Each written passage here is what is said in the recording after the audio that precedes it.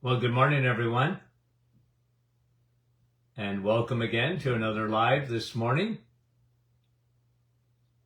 Having a great start to your day, asking the question. Okay, let's see. We got some people coming on. Okay, hello. How is you? And everything is hunky-dory this morning? Andrea, Niagara Falls, good morning. Kevin, here we go. The roll call. Rosalinda, Niagara Falls. Francis Marie. And Rosa, good morning. And Jeanette, bonjour from our stop. You guys are great. Bill, how are you? Rita, thanks for coming on. Micheline, bonjour. Dave, good morning.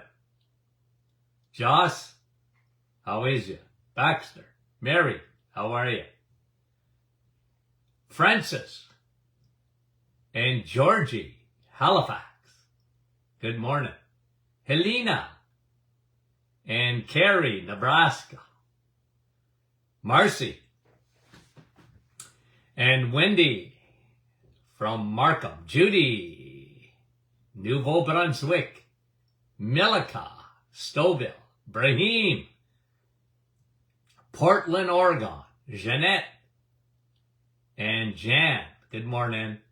Thanks for coming on, guys. We appreciate it. Vonda, Deb from Detroit. Vera from Newfoundland. David, Ridgeway, Chile, Ridgeway. Diane, good morning. Fran, Orangeville, snow and rain. Yeah, we're supposed to get some snow in Sudbury. Karen, good morning. Lori from Cambridge. Alma, Sturgeon Falls. Donna. Okay, a couple more and let's get going. Anne, how are you? Moncton, New Brunswick. Faye from Terrace, British Columbia. Zian, bonjour. And Jean. Yolande, Mary. Donna, Nova Scotia. Samora, Mexico. Well, good morning, Mexico. Darcy, Len and Judy, Edmonton. Elaine, much appreciated, guys. Cindy from Ottawa, the nation's capital. Regina and Irene, New Brunswick. Denise, New Brunswick. Lots of New Brunswick this morning. Melbourne, Quebec. Wanda says hello. Barbara, Kansas. And Ashley Ann. Okay. Mara, good morning. Okay. Now, new study came out on sleep. And interesting. And in this study, they were talking about the gut-brain connection. Okay? And it's an interesting study because it talks about people that have sleep problems are much more likely to have digestive problems. And in the study, they were talking about the connection between the gut and the brain when it comes to sleep. Okay, so let's talk about that a little bit, what they found in the study. It's interesting. I don't know if we'll spend our whole time on this, but it is interesting. I found it interesting. I flagged it. And here's what they're saying. A couple of things happened that they know about that would affect your gut. Okay? One of them is hormones get messed up when you don't sleep. Okay? Hormones get messed up when you don't sleep. Now remember what I talk about a lot is when you're sleeping, you're not into an artificial sleep. I'm not talking about when you're taking a sleeping pill or medication to sleep, okay? Because that's different. That is sedation. That is not sleeping. There's a big difference what happens in your brain when you're sleeping compared to sedation. You ever had an operation? You got sedated. Did you feel real good after that? Nah, not really.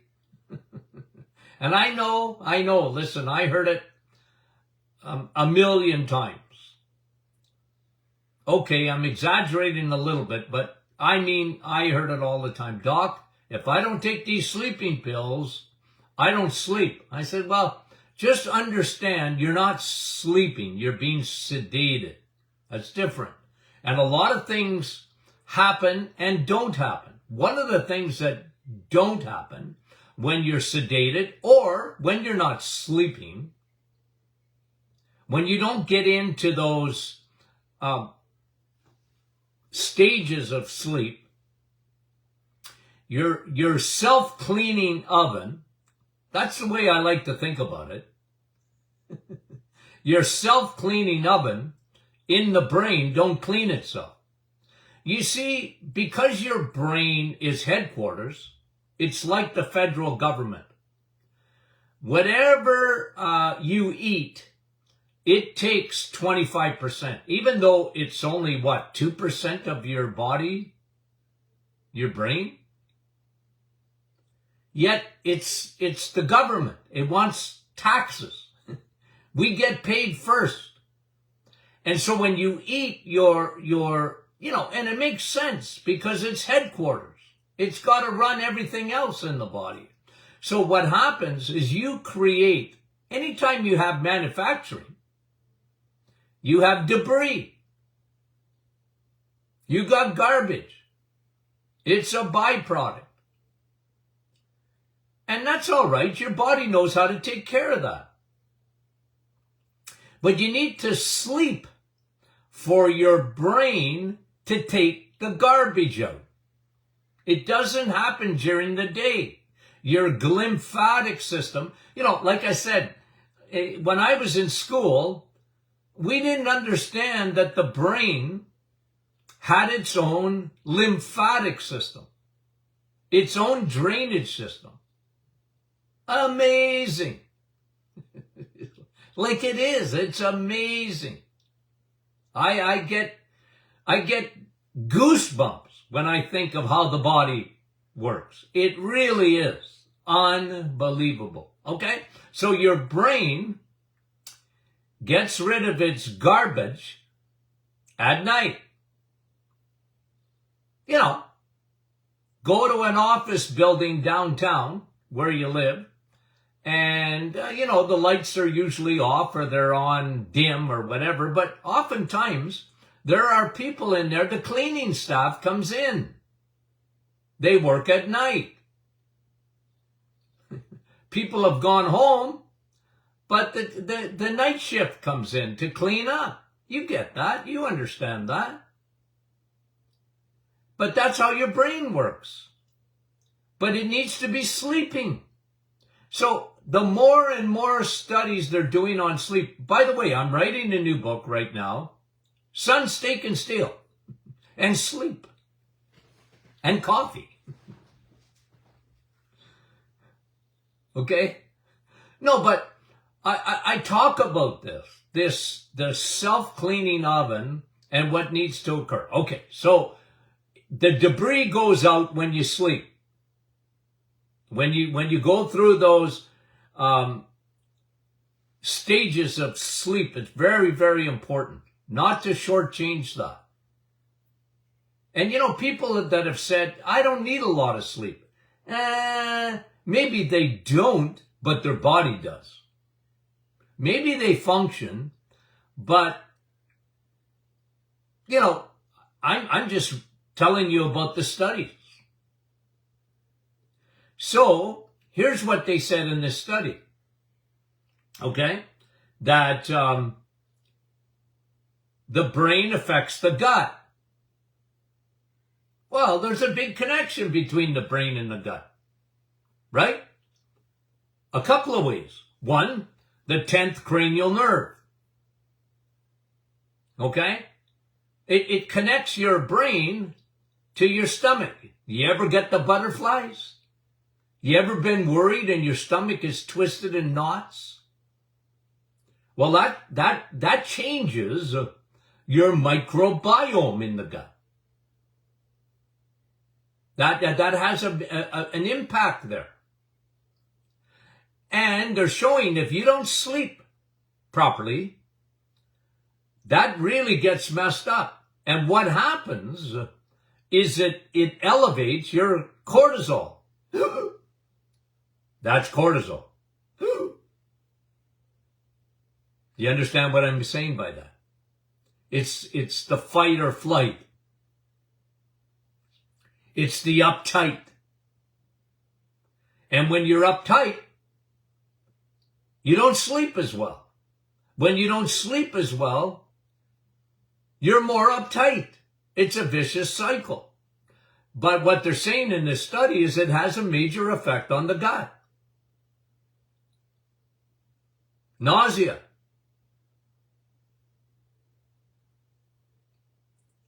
IBS symptoms. Queasiness. You don't feel good. Drains your energy. You know, you ever had a gut problem? You ever have a sore gut, sore stomach, or sore gut? You don't feel good. You don't feel good. But a lot of times people don't understand where that could be coming from. Right? And when you don't sleep properly, you're affecting the microbiome and the tight junctions that protect your blood from your gut. The blood-gut barrier. That can get compromised by a lack of sleep. Cortisol is up. Here's a couple other things that this study talked about. Not only the connection to the stomach. Well, this is a connection too. Women that don't sleep properly. They've shown this. And this study talked about it. Cortisol is up. Cortisol in your belly. Okay? The fat receptors there have antennas. Okay? The fat receptors have antennas looking for cortisol. It's not good. You can get belly fat. You can get belly fat just from not sleeping.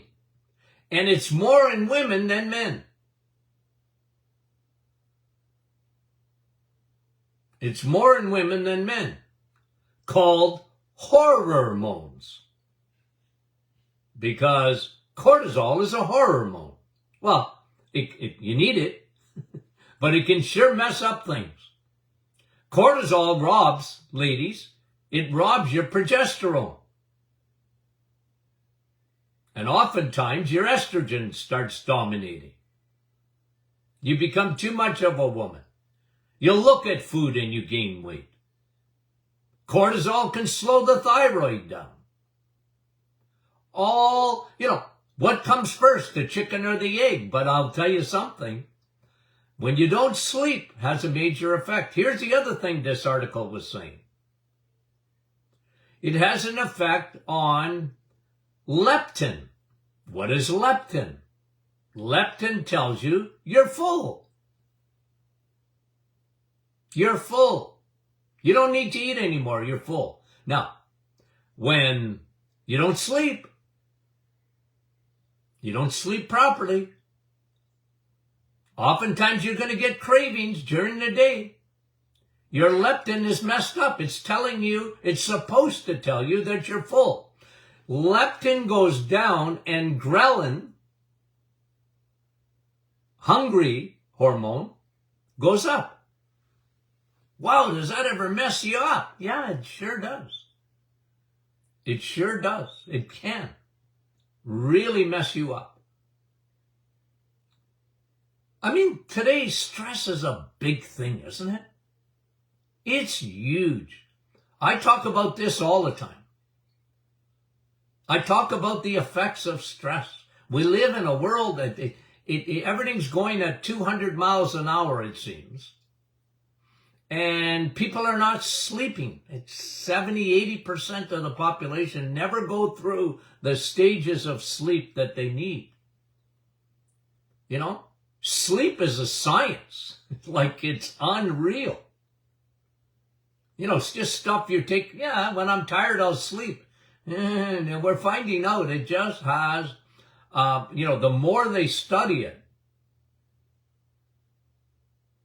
the more, you know, when you're not sleeping, you got major problems. Major problems. So, you know, and of course, you got exhaustion. A lot of times, people are running around, or not, I shouldn't say that. They're not really running around. People are going around, and they're existing on fumes. You know how many times I heard that in the office? Doc, I'm tired of being tired. I'm tired, but I don't sleep that well. When I get up in the morning, I wish I could, you know, now I'm finally sleeping. And it's time to get up. And man, I heard that a lot. And I was a big guy on chronic fatigue syndrome. I mean, I specialized in that, especially in the 80s and the 90s. I saw so much of it. And I'm a why guy. Why was that happening so much? Why was it, like, if you look at the symptoms of chronic fatigue and even fibromyalgia, they don't sleep.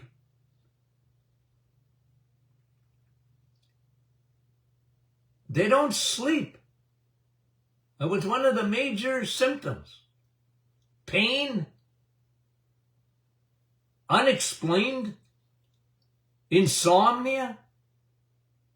And I was talking even back then of adrenal gland exhaustion. The adrenals are the things that secrete cortisol. You need it. But it's the drip, drip, drip of it that really affects you. Mentally, emotionally, physically. Messes up the gut. Messes up your hormones. Hormones. Ladies, you're complicated already. Okay? I'm using that as a compliment. You're fearfully and wonderfully made. But it's complex. And most doctors, because they've been hijacked in their thinking, I'm sorry to say this, I mean it. I wish I didn't have to say it. But they've been hijacked in their thinking because they rely on the lab. The lab. There's two things that have hijacked medicine. I mean it, hijacked. One of them is the lab. Look, I love lab tests, okay? Remember, I did clinical nutrition. Clinical means I was doing lab tests. Okay? Did I like the lab? Yep. I had my own mini lab. Blood, saliva, and urine. Okay? Do I like that? Yeah, I loved it. But I'm going to tell you something. You don't want to be hijacked by that. You don't want to be hijacked by that.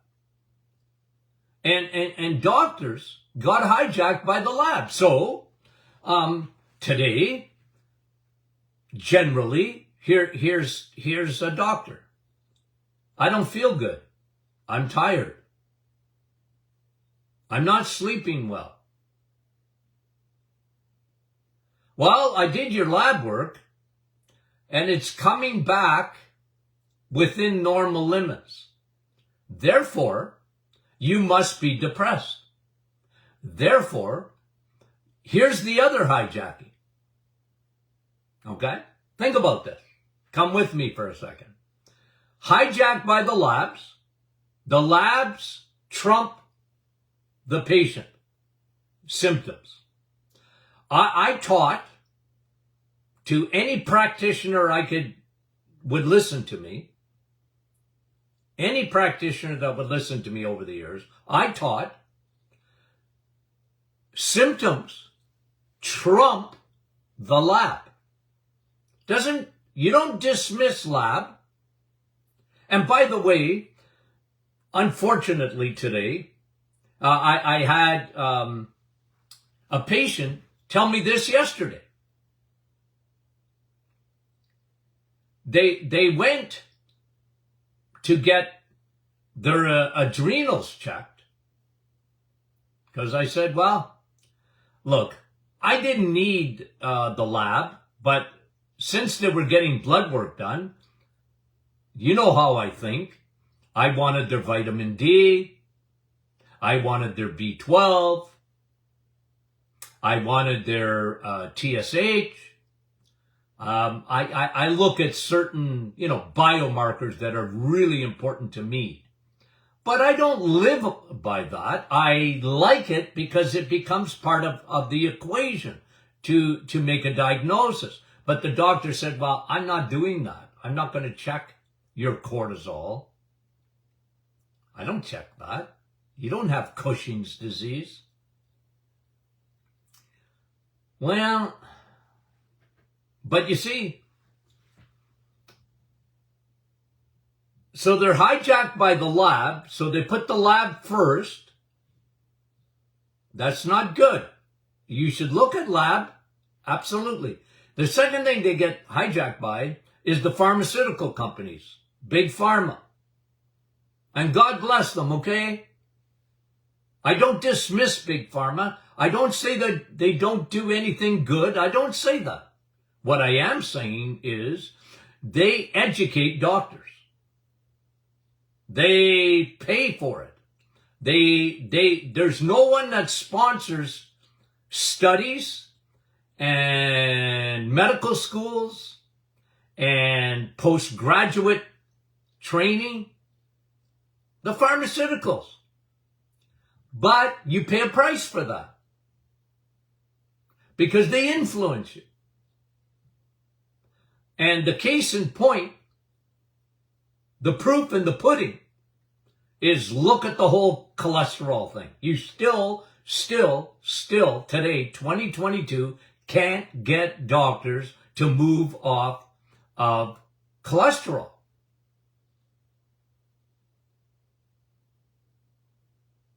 Or thyroid.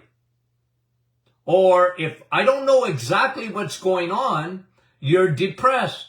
Therefore, you need an antidepressant. Well, did depression come first? Are you depressed because your hormones are out of whack?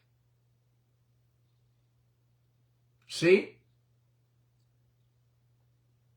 But the lab and big pharma, they can be, look, they can be good, but they can be bad, if you know what I mean. And don't misquote me, because I'll deny I ever met you. No, but seriously, you just have to put it into perspective and don't misquote me. I'm not saying that doctors are no good. I'm not saying that. Okay? I'm not saying that. I'm not telling people, I never do, to get off their medication. I don't tell them that. That's not the point of this program. The program is to give you information so that you can think for yourself. And the best patient is an educated patient.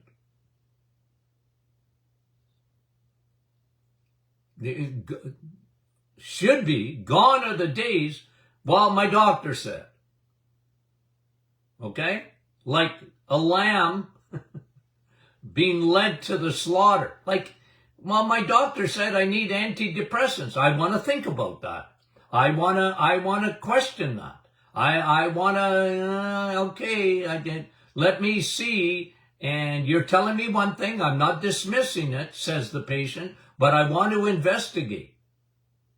Like, I don't want to go on antidepressants if that's nothing but a Band-Aid. If I can fix my hormones, if I can fix my sleep, if I can fix my cortisol, makes a big difference. And when it comes to even weight loss, they're showing that sleep is an important part of that. I've always been talking about weight loss because it's a key thing for people. They get on the reset to lose weight. Okay, whatever your motivation is. But I'm very holistic. I look at the whole body, how it operates. I never stop learning. Case in point was the glymphatic system. Guys, that blew me away. It blew me away. How the body, how the brain takes the garbage out. But you have to be sleeping. Incredible, right? Incredible. So what happens? There's the gut-brain connection. I hate to start another study. Well, let me bring this in. I might as well. Vitamin D. Okay? This is a new study. Vitamin D and the brain. So we're back to the brain. Okay? Vitamin D. Viderma. The sun. And by the way, if you live in the northern hemisphere, okay, you need vitamin D now, okay? You just believe me when I tell you that, okay? Because if you ain't in Florida, or the deep southern states, you need vitamin D. And you study on vitamin D and the brain, how the brain operates. It doesn't work properly without vitamin D. Yeah, it's, we know vitamin D, I talk about it just about every day, vitamin D and the immune system. But this study is showing people that have Parkinson's. Well, one thing, let me say it before I get into the neurological effects.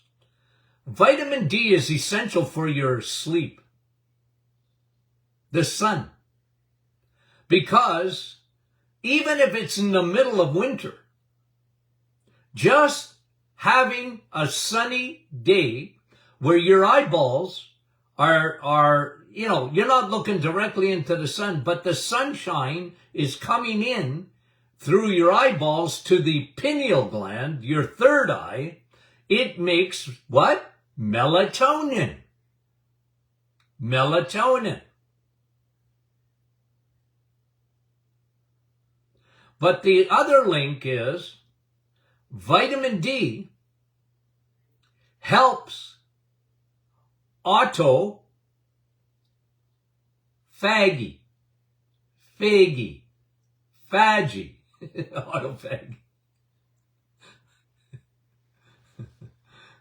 Dr. McEwen always gets a kick out of how I say that. Hey, it's me. Okay? Self-cleaning. Okay? How's that? I like that word better than autophagy. Okay? But even in the brain, okay? So we know the lymphatic system in the brain doesn't work when you're not sleeping. But one of the effects on the lymphatic system is a vitamin that's really more a hormone than a vitamin. And it's vitamin D. Vitamin D. Isn't that incredible? And one thing you guys would admit,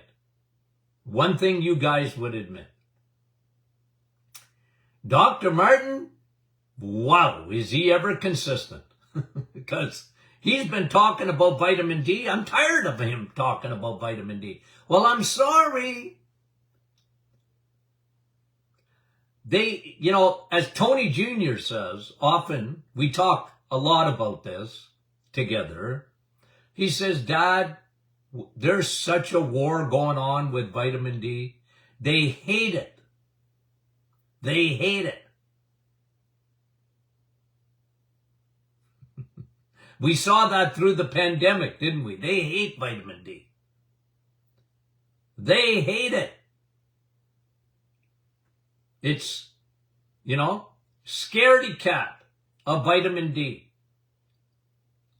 And they can't help themselves talking about toxicity of vitamin D all the time, rather than the benefits of it. Because still today, no guff, in medical school, you know what they teach about vitamin D? A little bit about it's good for your bones and nothing else. And what they teach in medical school is the toxicity of vitamin D. They teach it and teach it and teach it. I always say 150 studies. I got more than that. Because there's almost a study coming out daily on the significance, the importance, the effectiveness of vitamin D. Your body can't operate properly without it. And now they're showing even sleep. You need vitamin D to sleep because it increases your another hormone, melatonin. It increases the ability of the brain to self-clean. Vitamin D is significant in that.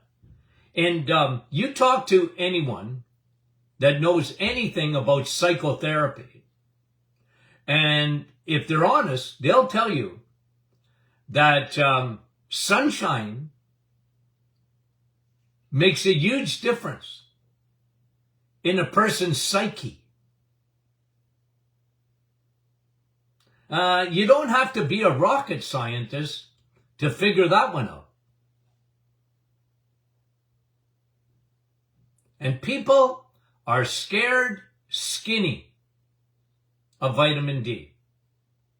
Doctors are scared skinny of vitamin D. They will have a conniption. They would have a heart attack if they knew how much vitamin D I took. Like, what? Now, I can't tell you how much vitamin D to take. I can't. But I'll tell you what I take. I'm at 8 to 10,000 IUs a day for me. At this time of the year. Like in Sudbury, we haven't seen the sun. I can't remember when. Like it's fall. We got climate change here, you know that, eh? Yep, it changes. In case you forget that we live in Northern Ontario, we get a reminder. Snow is on its way. Like, oh boy. You don't want to get me going when it talks about the weather. Okay. Guys, sleep's important. Self-cleaning oven, that's important in your brain. It really is. You got to get rid of that debris. Okay, guys. Hope you found that helpful. Interesting. I always find these things interesting. It's a wonderful charge to my batteries. Looking up all these stuff and reading and studying and trying to put these things together. Okay, guys, have I told you recently about the love that I have for my audience? I haven't? Well, I'm going to tell you again. You have made this program unbelievably successful, okay? Both on Facebook and the Doctor is In podcast. Thank you for that. We appreciate it. You have no idea, okay? I'm information based, okay? And we appreciate you guys. So tell your friends, okay? Tell your friends, tell your family. You can bring them to water, okay? They got to decide whether they're going to drink it or not. But you can bring them there and add a little salt to the oats. Oats are for horses. I got another study on oats. Maybe I'll bring that to you. Okay, guys. We love you dearly, and we'll talk to you soon.